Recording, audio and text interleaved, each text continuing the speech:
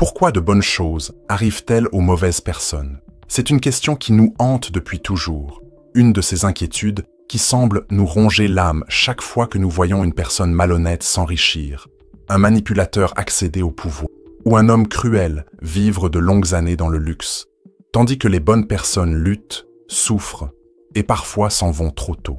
Cette contradiction nous touche au plus profond de nous-mêmes, car nous nourrissons, même inconsciemment, l'attente que le monde soit juste, que la vie récompense les bons et punisse les mauvais. Et lorsque cette attente est brisée, nous ressentons une révolte silencieuse. Nous regardons autour de nous et nous nous demandons « Comment est-ce possible? Où est la justice divine? Où est la main de Dieu dans ce chaos apparent ?» Mais c'est précisément ici que Spinoza nous invite à un changement radical, presque inconfortable au premier abord. Il ne cherche pas à nous consoler avec des promesses de récompense future. Il ne dit pas que les méchants seront punis dans une autre vie, ni qu'il existe un plan secret justifiant toute souffrance. Spinoza nous regarde avec cette sérénité qui semble tranchante comme une lame et affirme, en toute franchise, « L'univers n'a pas été fait pour répondre à nos attentes morales. » Cette phrase, qui peut paraître froide à ceux qui recherchent un réconfort immédiat, est en réalité le premier pas vers une liberté intérieure que peu osent atteindre. Le point de départ de Spinoza est une vision qui démantèle nos illusions les plus chères. Dieu, pour lui, n'est pas un juge assis sur un trône céleste, distribuant récompenses et châtiments. Dieu est la nature elle-même, l'ordre infini qui régit tout ce qui existe. Et cet ordre n'agit pas selon les concepts humains de justice ou d'injustice. Il est, tout simplement. Lorsque le soleil se lève, il ne choisit pas d'illuminer les bons et de punir les méchants. Il suit simplement la loi naturelle de son mouvement. Lorsqu'un corps sain prospère ou lorsqu'une maladie détruit une vie, ce n'est ni une punition ni une récompense, c'est simplement la manifestation des lois qui régissent les corps. Pour Spinoza, rechercher la justice morale dans le fonctionnement de l'univers revient à attendre des mathématiques qu'elles ressentent de la compassion ou que la gravité décide qui mérite ou non de tomber. Cette vision peut nous choquer au premier abord, car on nous apprend à nous attendre à un monde moralisé où tout arrive, pour une raison. Mais si nous prenons le temps d'y réfléchir calmement, nous réaliserons que cette attente, aussi humaine soit-elle, est une prison émotionnelle. Spinoza veut précisément nous libérer de cette prison. Il nous invite à troquer la révolte contre ce que nous appelons l'injustice contre une compréhension plus profonde et paradoxalement plus libératrice. Comprendre que tout advient selon la nécessité naturelle et que notre véritable liberté ne réside pas dans l'exigence d'un monde changeant, mais dans notre façon de le comprendre. Il parvient à cette conclusion en s'appuyant sur une analyse implacable des passions humaines. Pour lui, notre révolte contre l'injustice apparente découle du fait que nous projetons nos désirs et nos espoirs sur l'univers. Nous voulons qu'il fonctionne comme une extension de notre volonté. Si nous sommes bons, nous pensons mériter le bien. Si nous voyons quelqu'un de cruel, nous voulons qu'il soit puni parce que cela nous semble juste. Mais ce faisant, nous oublions que la nature n'a pas de volonté. Elle se contente d'obéir à des lois. Ce n'est pas que les méchants méritent de prospérer. Ils prospèrent parce qu'ils agissent souvent plus efficacement dans le cadre de certains mécanismes naturels, même si c'est de manière moralement répréhensible. Et les bons souffrent parce que la bonté ne garantit pas l'immunité aux lois naturelles. Mais avant de poursuivre, laissez-moi vous demander quelque chose. Si vous appréciez cette plongée dans les idées de Spinoza, n'hésitez pas à aimer la chaîne et à vous y abonner, car elle contribue grandement à diffuser des réflexions comme celle-ci. Peu de choses sont plus importantes aujourd'hui qu'apprendre à penser clairement et à rechercher une liberté intérieure que personne ne peut nous enlever. Et, pour en revenir à Spinoza, le point le plus inconfortable, et en même temps le plus libérateur, est peut-être celui-ci. L'univers ne doit rien à personne. Cette affirmation peut paraître dure, mais elle est porteuse d'une promesse de paix. Car lorsque nous acceptons que le monde n'a pas été créé pour nous récompenser, nous cessons de nous torturer avec des comparaisons. Nous cessons de nourrir du ressentiment envers la chance des méchants ou l'injustice qui frappe les bons. Nous commençons à regarder la vie avec plus de réalisme et, paradoxalement, avec plus de sérénité. Spinoza ne dit pas que nous devrions être indifférents à la souffrance ou accepter passivement les injustices sociales. Au contraire, il soutient que nous devrions agir pour améliorer la vie collective, car cela fait partie de notre nature rationnelle et de notre désir de bien vivre. Mais il distingue clairement la sphère humaine, où la justice est une construction nécessaire à la coexistence, de la sphère cosmique, où la justice, au sens humain du terme, n'existe tout simplement pas. L'univers n'est ni injuste ni juste, il suit simplement son cours. Et lorsque nous comprenons cela, quelque chose de profond change en nous. Nous commençons à voir que le véritable problème n'est pas que les méchants prospèrent ou que les bons souffrent. Le problème réside dans notre attente qu'il en soit autrement. Et c'est précisément cette attente que Spinoza nous invite à abandonner, non pas par résignation, mais comme un pas vers une liberté indépendante des événements extérieurs. Mais si l'univers n'est pas moral, s'il ne dispense ni récompense ni châtiment, que signifie alors bien vivre? Si la nature est indifférente au bien et au mal, quelle est la place de la vertu dans un tel monde? L'une des plus grandes audaces de Spinoza fut de remettre en question l'image traditionnelle de Dieu, cette figure paternelle, tantôt aimante, tantôt vengeresse, qui intervient dans le monde, distribuant bénédictions et châtiments. Pour lui, cette vision n'est rien d'autre qu'une projection humaine, une tentative d'expliquer l'univers à partir de nos propres émotions. Les humains, poussés par la peur et l'espoir, ont imaginé un Dieu qui leur ressemble, qui se met en colère, qui se réjouit, qui punit, qui récompense. Mais, dit Spinoza, c'est une erreur profonde. Dieu n'est pas un être humain surpuissant. Dieu est la nature elle-même, l'ordre infini et éternel qui structure tout ce qui existe. Cette redéfinition de Dieu est radicale et transforme radicalement notre rapport à la vie. Si Dieu est nature, il n'a ni désir, ni plan secret, ni choix basé sur des préférences. Tout ce qui arrive, de la croissance d'un arbre à la chute d'un empire, se produit parce que cela obéit à des lois naturelles immuables. Rien n'est un miracle, rien n'est un accident. Tout est nécessaire. Cela signifie qu'il n'existe pas de tribunal céleste rendant la justice selon nos critères. Lorsqu'une personne mauvaise prospère, ce n'est pas une récompense divine, c'est simplement le résultat de certaines causes naturelles, peut-être sa capacité à manipuler les gens, ou encore des circonstances économiques ou politiques favorables. Lorsqu'une personne bonne souffre, ce n'est pas non plus une punition, mais la conséquence d'autres causes tout aussi naturelles, la fragilité du corps, les contingences sociales, le risque de naître dans un environnement hostile. Spinoza affirme même qu'imaginer un Dieu qui récompense et punit est, au fond, une forme de superstition. C'est comme si les humains, incapables d'accepter l'imprévisibilité de la vie, avaient créé un Père sévère et juste pour apaiser leurs angoisses. Ce besoin d'un Dieu qui juge naît de la peur, peur de la mort, peur de la souffrance, peur de vivre dans un monde sans garantie. Et ici, Spinoza touche à un point qui nous déstabilise. Nous voulons croire aux récompenses et aux punitions parce qu'elles nous donnent un sentiment de contrôle. Nous pensons que si nous sommes bons, nous serons protégés. Et si quelque chose de mal arrive, quelqu'un sera tenu responsable. Il est réconfortant de croire qu'il y a un plan moral derrière tout. Mais pour Spinoza, cette croyance est une prison émotionnelle qui nous empêche de vivre sereinement. Que propose-t-il à la place? Un amour beaucoup plus profond et plus mûr pour Dieu, ou plutôt pour l'ordre de la nature. Aimer Dieu, pour Spinoza, ne consiste pas à le flatter de prières ou à espérer des récompenses. Il s'agit de comprendre les lois qui régissent le monde et d'accepter que tout ce qui arrive, aussi dur soit-il, fait partie d'un ordre nécessaire. Cela ne signifie pas être insensible ou indifférent à la douleur, mais plutôt abandonner notre révolte contre ce qui ne dépend pas de nous. C'est comme apprendre à aimer la mer, même lorsqu'elle est agitée, car nous comprenons que ces vagues suivent leur propre logique, indifférentes à nos désirs. Et voici un détail qui bouleverse notre vision de la justice. Si Dieu est nature et ne récompense ni ne punit, alors la véritable justice ne réside pas dans le cosmos, mais en nous-mêmes.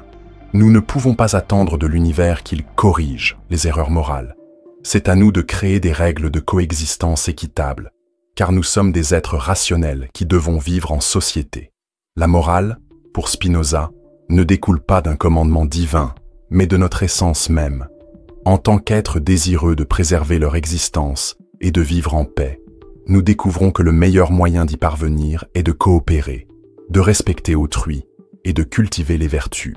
La bonté n'est donc pas un investissement en retour, mais une conséquence naturelle de la raison. Cette perspective peut paraître froide à première vue, mais en y regardant de plus près, on constate qu'elle nous libère d'un énorme fardeau émotionnel. En cessant d'attendre la récompense de Dieu, nous pouvons enfin faire le bien pour lui-même, sans arrière-pensée. La charité cesse d'être un moyen de pression pour obtenir des faveurs divines et devient l'expression naturelle de notre rationalité et de notre désir de bien vivre avec les autres. De même, en cessant d'attendre que les malfaiteurs soient punis par une force surnaturelle, nous pouvons nous concentrer sur ce que nous pouvons vraiment faire, créer des lois justes, éduquer et contribuer à bâtir une société meilleure. Et plus encore, cette vision nous procure une paix qu'aucune croyance fondée sur la récompense ne peut offrir. Car, tant que nous croyons en un Dieu qui récompense et punit, toute souffrance inattendue nous apparaît comme une injustice, une rupture du contrat moral que nous imaginons avoir avec le divin. Mais lorsque nous acceptons que tout obéit aux lois naturelles, il n'y a plus de contrat du tout, il n'y a que la réalité, et il nous appartient de l'affronter intelligemment. Il ne s'agit pas d'une résignation passive, mais d'une attitude active d'adaptation, de renforcement intérieur et de recherche de la connaissance. Mais il y a une chose que nous devons admettre honnêtement. Si l'univers est indifférent, si Dieu n'intervient pas pour rendre justice, pourquoi sommes-nous si indignés par l'injustice? Pourquoi cette vision est-elle si difficile à accepter? Notre indignation face au succès apparent du mal et à la souffrance des bons découle, selon Spinoza, d'une erreur fondamentale. Nous tentons de juger l'univers avec la même logique que celle qui nous sert à juger les actions humaines. Cette erreur nous condamne à une frustration éternelle, car nous projetons sur le cosmos des attentes qui n'appartiennent qu'à notre esprit. Nous souhaitons que le monde fonctionne comme une société idéalisée, où ceux qui font le bien sont récompensés et ceux qui font le mal punis. Mais l'univers n'est pas un tribunal, ce n'est pas un contrat moral, ce n'est pas une machine réglée pour satisfaire nos idéaux de justice. L'univers existe, tout simplement. Spinoza nous lance une invitation inconfortable, mais libératrice. Abandonner cette attente puérile, selon laquelle la réalité doit se plier à nos valeurs. Il soutient que tout ce qui existe obéit à des lois nécessaires, et que ces lois ne pensent pas à nous. Elles ne font aucune distinction entre le juste et l'injuste. Lorsqu'il pleut, l'eau tombe autant sur le champ de l'honnête homme que sur celui du voleur. Lorsqu'un tremblement de terre détruit une ville, il ne choisit pas ses victimes en fonction de leur mérite moral. Ce n'est pas de l'injustice, car l'injustice n'existe que là où il y a intention, et la nature n'a pas d'intention. Elle agit simplement selon son propre ordre. Cette pensée brise l'une des illusions les plus profondes de l'esprit humain, l'idée que le monde tourne autour de nous. Spinoza soutient que cette illusion découle d'une habitude mentale ancrée dans notre enfance, celle d'interpréter tout en fonction de nos désirs. Enfants, nous croyons que le soleil se lève pour nous réchauffer, que la pluie tombe pour nous arroser, que les animaux existent pour nous servir. Il est naturel pour nous d'agir ainsi, car l'instinct humain nous pousse à chercher un sens à toute chose, et le sens qui nous réconforte le plus est celui qui nous place au centre.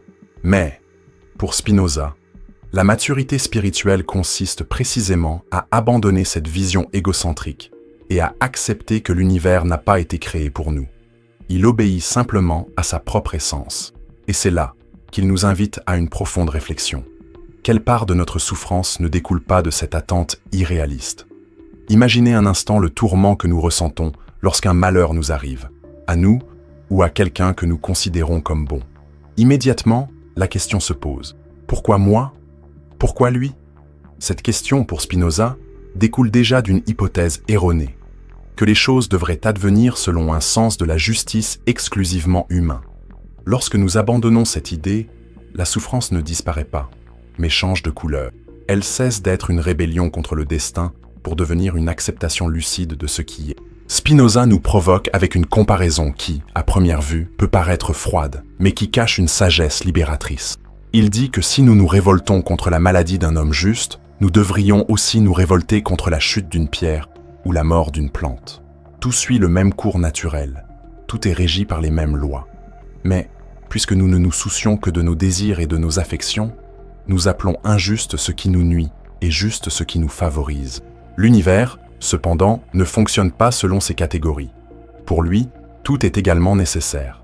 Cette acceptation ne signifie pas, bien sûr, que nous devions être insensibles à la souffrance humaine ou abandonner tout effort pour améliorer le monde. Spinoza n'est pas fataliste. Il distingue simplement clairement deux plans. L'ordre naturel, immuable et insensible à la morale humaine, et l'ordre social que nous, êtres rationnels, pouvons et devons organiser selon des principes de justice.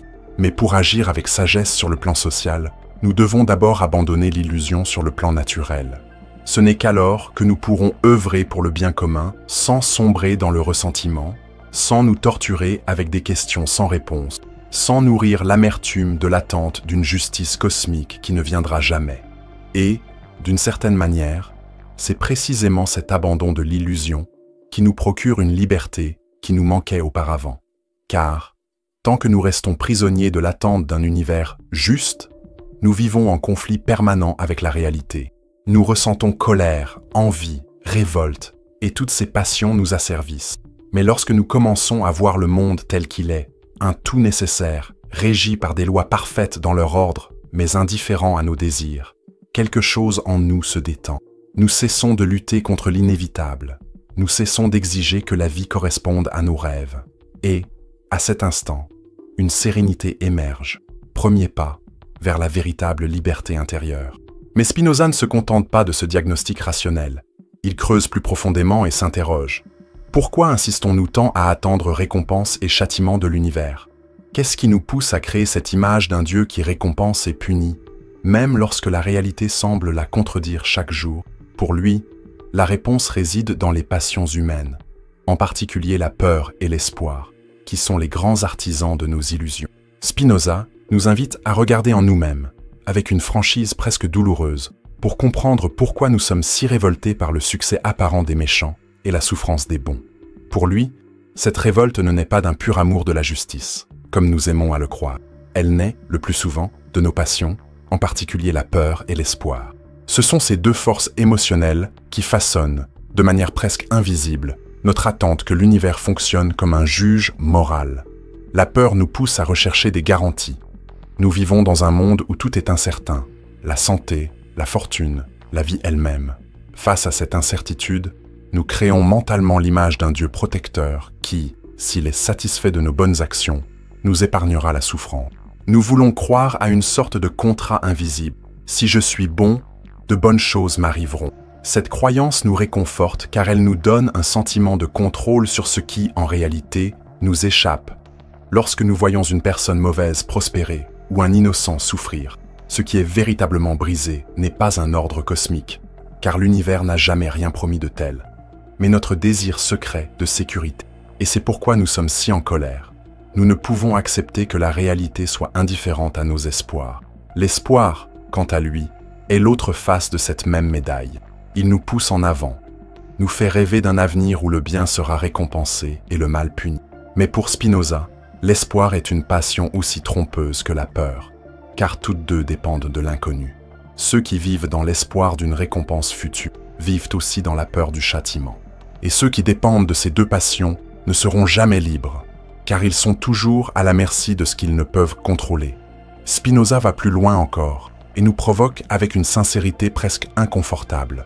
Souvent, ce que nous appelons amour de la justice n'est en réalité qu'une envie déguisée. Lorsque nous sommes indignés par le succès de quelqu'un que nous jugeons immoral, sommes-nous réellement préoccupés par la moralité ou ressentons-nous simplement du ressentiment envers lui parce qu'il possède quelque chose qui nous manque? Cette question, bien qu'inconfortable, est libératrice, car elle nous oblige à reconnaître que, souvent, notre indignation est davantage motivée par des désirs personnels que par un engagement authentique envers la vertu.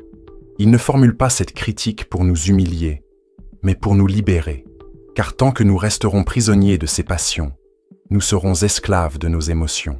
Nous comparerons sans cesse notre vie à celle des autres. Nous souffrirons toujours lorsque les choses ne se déroulent pas comme nous le considérons comme juste. Spinoza nous propose une voie plus difficile, mais infiniment plus solide. Abandonner ses passions et les remplacer par la compréhension rationnelle. Il dit que lorsque nous comprenons que tout dans l'univers advient par nécessité, selon des causes déterminées, le ressentiment perd de son pouvoir. Non pas que nous devenions insensibles, mais parce que nous commençons à voir les gens et les événements plus clairement. L'homme que nous appelons mauvais n'est pas un monstre surnaturel. Il agit selon sa nature et les circonstances qui l'ont façonné. Il recherche ce qu'il considère comme son propre bien, même irrationnellement. Cela ne justifie pas ses actions, mais nous aide à les comprendre sans haine. De même, la prospérité des méchants et la souffrance des bons cessent d'être perçues comme des injustices et commencent à être comprises comme les effets naturels de causes spécifiques. Mais il y a un point essentiel ici. Comprendre ne signifie pas approuver. Spinoza ne nous demande pas de rester les bras croisés face au mal ou à la douleur. Il nous invite simplement à agir avec sagesse et non avec ressentiment. La différence est énorme. Lorsque nous agissons par colère ou par désir de vengeance, nous sommes autant esclaves de nos passions que ceux que nous condamnons. Lorsque nous agissons par raison, nous recherchons le véritable bien, qui est toujours collectif, toujours destiné à construire une vie plus libre et plus harmonieuse. Et en abandonnant cette dépendance à la peur et à l'espoir, nous découvrons un paradoxe apparent. La véritable joie ne dépend pas de la justesse du monde selon nos critères. Elle vient de l'intérieur, de la compréhension. Pour Spinoza, cette joie est la plus grande récompense que nous puissions recevoir, car elle ne peut nous être enlevée. Même si tout autour de nous semble injuste, nous pouvons maintenir une paix intérieure qu'aucun hasard ni aucune tragédie ne peut ébranler. Et c'est précisément ici que nous rencontrons l'une des idées les plus belles et les plus inspirantes de Spinoza. Le véritable bonheur ne se trouve pas dans ce qui nous arrive, mais dans la façon dont nous comprenons et nous rapportons à la réalité. Spinoza nous offre ici l'une des idées les plus libératrices et, en même temps, les plus exigeantes de toute sa philosophie. La véritable joie ne dépend ni de la chance, ni du destin, ni de ce qui se passe à l'extérieur de nous, mais de notre compréhension de la réalité et de nous-mêmes. Cette affirmation, à première vue, semble contredire tout ce que nous ressentons au quotidien, car nous avons l'habitude de lier notre bonheur à des facteurs extérieurs, le succès, la reconnaissance, l'amour réciproque, la santé, l'absence de problèmes. Mais, pour Spinoza, tant que notre joie dépendra de tout cela, nous serons toujours à la merci du hasard, toujours vulnérables, toujours esclaves des circonstances. Il commence par une analyse simple mais profonde. Tout ce qui dépend de causes extérieures est sujet au changement, et ce qui est sujet au changement nous échappe. Aujourd'hui, nous sommes en bonne santé. Demain, nous pouvons tomber malades. Aujourd'hui, nous avons des amis. Demain, nous pouvons les perdre. Aujourd'hui, nous avons la richesse. Demain, elle peut disparaître. Si notre joie est liée à ces choses, elle sera toujours instable, et l'instabilité est la source de la plupart de nos souffrances. Pour Spinoza, la seule joie véritablement solide est celle qui naît de la compréhension, car la compréhension est la seule part de nous-mêmes qui participe à l'ordre éternel et nécessaire de la nature. Mais qu'est-ce que cela signifie concrètement? Cela signifie que lorsque nous comprenons le fonctionnement réel des choses, lorsque nous percevons l'univers comme un tout nécessaire et non comme un chaos injuste, nos passions, peur, colère, envie, ressentiment, perdent leur pouvoir. Nous commençons à accepter ce que nous ne pouvons changer avec plus de sérénité, car nous comprenons que rien n'arrive contre nous. Tout arrive parce qu'il ne pourrait en être autrement. Cette acceptation n'est pas une résignation passive, mais une sorte de paix active, une profonde réconciliation avec la vie. Spinoza appelle cette joie « amour intellectuel de Dieu ». Et il faut ici rappeler que, pour lui, Dieu est nature. Aimer Dieu, c'est donc aimer l'ordre de l'univers, non pas avec des mots ou des rituels, mais avec compréhension. C'est ressentir de la joie en réalisant que nous faisons partie de quelque chose de bien plus grand, que notre existence est un petit reflet d'une réalité infinie et parfaite dans sa nécessité. Cette joie n'est ni euphorique ni passagère. C'est une paix qui perdure même au milieu des difficultés, car elle naît de la compréhension et non du hasard. Et voici un point essentiel. Pour Spinoza, une personne véritablement libre est celle dont la joie dépend de ce qui est en son pouvoir. Et le seul véritable pouvoir que nous possédons est de penser, de comprendre et d'agir selon la raison. Personne ne peut nous l'enlever. On peut nous priver de nos biens, de notre santé, voire de nos relations. Mais on ne peut nous priver de la clarté que nous procure la compréhension de la réalité telle qu'elle est. C'est le bien suprême. Et c'est pourquoi Spinoza, place la connaissance au cœur de la vie éthique. Connaître, c'est se libérer. Cette vision peut paraître éloignée de notre expérience quotidienne, mais Spinoza nous invite à la tester dans les moments les plus simples. Lorsque nous ressentons de l'envie, par exemple, c'est parce que nous croyons que la prospérité d'autrui diminue la nôtre, comme si nous étions en compétition pour des faveurs cosmiques. Mais lorsque nous comprenons que le bien-être de l'autre n'interfère pas avec le nôtre, qu'il agit lui aussi selon sa nature et les circonstances, l'envie se dissipe. Lorsque nous ressentons de la haine, c'est parce que nous croyons que l'autre aurait pu agir différemment, comme s'il était le mal absolu. Mais lorsque nous comprenons qu'il a agi par passion et ignorance, nous comprenons que le haïr n'a aucun sens. La haine ne fait qu'accroître notre propre souffrance. Spinoza ne nous demande pas d'être des saints ou des indifférents, mais de rechercher une approche plus lucide de la vie. Cette lucidité nous apporte une joie plus stable, car elle ne dépend pas de ce qui échappe à notre contrôle. Et à mesure que nous atteignons cette joie, un phénomène curieux se produit. Nous devenons plus forts face à l'adversité. Non pas parce qu'elle cesse de faire mal, mais parce que notre esprit ne s'y rebelle plus comme autrefois. La douleur physique peut persister, la perte peut nous attrister, mais cette tristesse sera plus douce, car elle ne sera plus empreinte de colère, de ressentiment ou de questions sans réponse. Et c'est là que réside le point le plus inspirant. Même dans un monde où les méchants prospèrent et les bons souffrent, nous pouvons vivre dignement et même avec joie, car notre véritable bonheur ne dépend pas de cela. Il dépend uniquement de la façon dont nous gérons nos pensées, de la façon dont nous transformons la compréhension en liberté intérieure. Telle est la révolution spinoziste.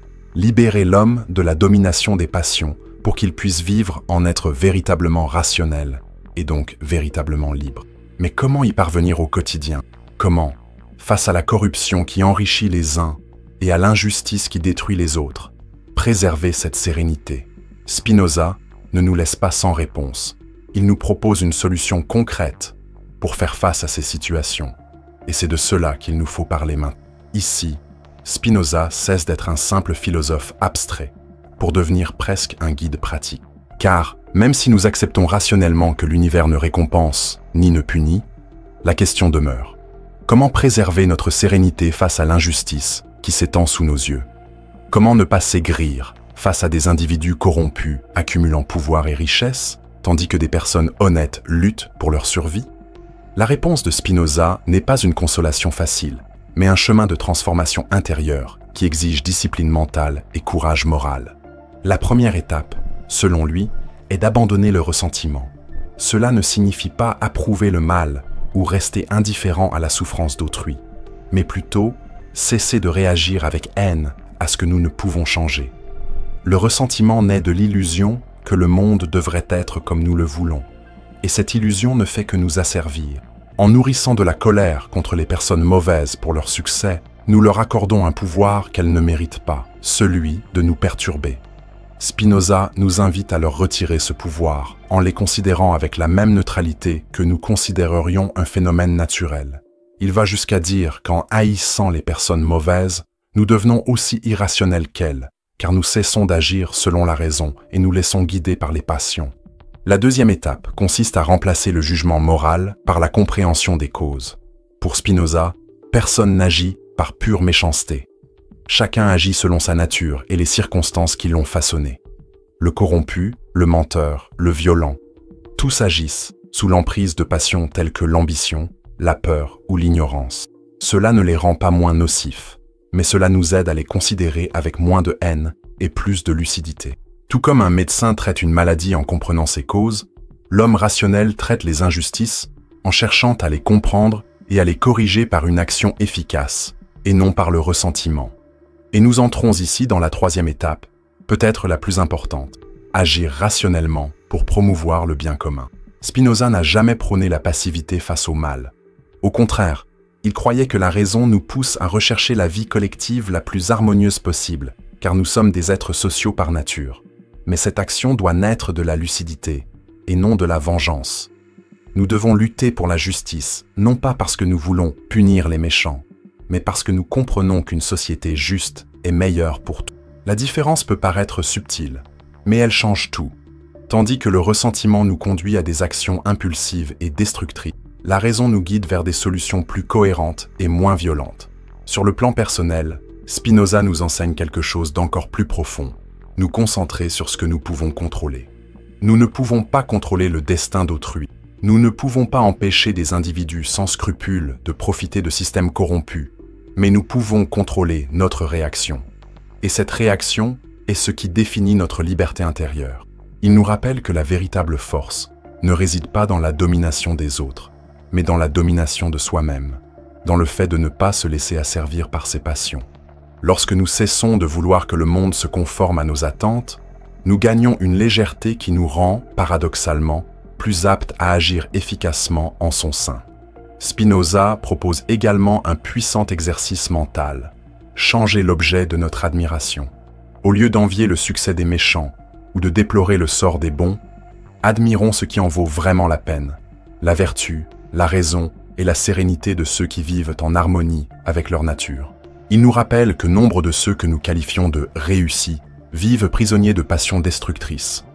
Ambition démesurée, peur constante de perdre ce qu'ils ont, insatisfaction permanente. Ces personnes, aux yeux de Spinoza, sont profondément malheureuses, même si elles semblent prospères. L'homme véritablement libre est celui qui, même sans grande richesse ni reconnaissance, trouve la joie de comprendre et agit avec dignité. Et c'est peut-être là que réside la leçon la plus concrète et la plus transformatrice. Ne pas envier, mais comprendre. Ne pas haïr, mais agir avec raison. Ne pas espérer de récompense, mais rechercher la paix intérieure qui naît de la connaissance. Cette attitude n'élimine pas la souffrance du monde, mais elle nous donne la force de la traverser avec plus d'équilibre. Car, en fin de compte, ce qui dépend véritablement de nous, ce n'est pas de changer le destin des autres, mais de changer notre rapport à lui. Et lorsque nous y parvenons, quelque chose d'extraordinaire se produit. Même dans un monde apparemment injuste, nous éprouvons un sentiment de liberté et de joie que personne ne peut nous enlever. Cette joie ne dépend pas de l'échec des méchants ni du succès des bons. Elle vient de l'intérieur, d'un amour intellectuel pour Dieu, c'est-à-dire d'une compréhension profonde de l'ordre de l'univers. Et c'est précisément ce dont parle Spinoza dans sa pensée la plus élevée. Comment être libre et bien vivre, même dans un monde qui, à nos yeux, semble injuste. Spinoza nous conduit, dans ce dernier point, au sommet de sa philosophie, l'accession à une liberté intérieure si solide qu'aucune injustice au monde ne peut la détruire. Il nous dit, avec la sérénité de celui qui a vécu chaque mot qu'il a écrit, que la véritable liberté ne réside pas dans le contrôle de ce qui nous arrive, mais dans la compréhension et l'acceptation de l'ordre de la nature, en agissant en accord avec lui, avec toute la force de notre raison. C'est une puissance silencieuse, presque invisible aux yeux du monde, mais infiniment plus forte que tout pouvoir politique ou économique, car elle ne dépend de personne et ne peut nous être enlevée. Pour Spinoza, être libre signifie être guidé par la raison et non par les passions. Cela ne signifie pas vivre comme une machine froide, mais comme un être humain véritablement éveillé, conscient de ses propres désirs, émotions et limites. L'homme libre, dit-il, ne hait pas, n'envie pas, et ne se tourmente pas de ressentiment, car il sait que ses passions naissent de l'ignorance, de l'illusion que les choses pourraient être différentes de ce qu'elles sont. Il accepte le cours naturel des événements, non par passivité ou par lâcheté, mais parce qu'il comprend que lutter contre l'inévitable est une perte d'énergie et une souffrance accrue. Cette liberté ne fait pas de nous des spectateurs indifférents, mais plutôt des acteurs plus efficaces. Paradoxalement, ceux qui acceptent le monde tel qu'il est deviennent plus aptes à le changer, car ils agissent avec lucidité plutôt que par désespoir, tandis que ceux qui sont asservis par les passions agissent par colère, peur ou vengeance. La personne libre agit par compréhension et recherche ce qui contribue véritablement à la vie commune. Elle n'agit pas pour punir ou humilier, mais pour construire. Et cette différence de motivation fait toute la différence. Ses actions sont plus équilibrées, plus durables et plus justes. Mais l'aspect le plus beau de cette liberté réside peut-être dans ce qu'elle accomplit en nous. Spinoza décrit l'état de l'homme libre comme une joie profonde et constante, qu'il appelle béatitude. Cette joie ne dépend ni du succès, ni de la reconnaissance, ni d'aucun bien extérieur. Elle naît de ce qu'il appelle l'amour intellectuel de Dieu, qui est, fondamentalement, l'acceptation aimante de l'ordre de l'univers. Aimer Dieu, en ce sens, c'est aimer la réalité telle qu'elle est, sans exiger d'elle qu'elle nous fasse grâce, sans se plaindre de ses souffrances, sans quémander de récompense. C'est un amour pur, car il n'attend rien en retour. Imaginez un instant la force qui habite quelqu'un qui atteint cet état. Rien ne peut l'ébranler. La richesse peut disparaître, et il reste en paix. L'injustice peut survenir, et il reste inébranlable, car son bonheur ne dépend de rien d'extérieur. Cela ne signifie pas qu'il ne ressent ni douleur ni tristesse. Spinoza n'idéalise pas l'être humain insensible, mais il endure ses souffrances avec dignité, car il ne les combat pas comme s'il s'agissait de défense personnelle. Et c'est là que réside l'une des plus grandes leçons de Spinoza pour nous, hommes et femmes du XXIe siècle, toujours prisonniers des mêmes passions qui ont asservi les hommes du XVIIe siècle. Le véritable pouvoir ne consiste pas à dominer les autres, mais à se dominer soi-même. Non pas à exiger justice du monde, mais à vivre justement, même lorsque le monde semble injuste. Cette liberté intérieure est à la fois un don et un accomplissement. Un don parce qu'elle est à la portée de tous. Elle ne dépend ni de la richesse, ni du niveau d'éducation, ni du statut social. Chacun peut y parvenir, pourvu qu'il soit disposé à faire preuve de raison. Mais c'est aussi un accomplissement parce qu'elle exige du courage. Le courage d'abandonner ses illusions confortables, le courage d'affronter la peur de vivre dans un univers qui ne nous correspond pas, le courage d'aimer la réalité sans exiger qu'elle nous aime en retour. Et, en fin de compte, c'est peut-être la plus grande leçon de Spinoza. La vraie justice n'est pas dans le destin, elle est en nous. La vraie récompense n'est pas dans un avenir promis, mais dans la paix que nous obtenons maintenant, en comprenant et en aimant l'ordre du monde. Imaginez vivre ainsi, sans envie du succès des méchants, sans amertume face à la souffrance des bons, avec un cœur ferme comme un roc, et en même temps, ouvert à la compassion et à la bonté.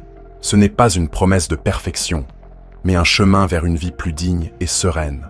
Et peut-être, en parcourant ce chemin, réaliserons-nous que même dans un monde où de bonnes choses arrivent aux méchants, nous pouvons néanmoins être profondément heureux, car notre bonheur n'est plus l'otage de ce qui se passe à l'extérieur.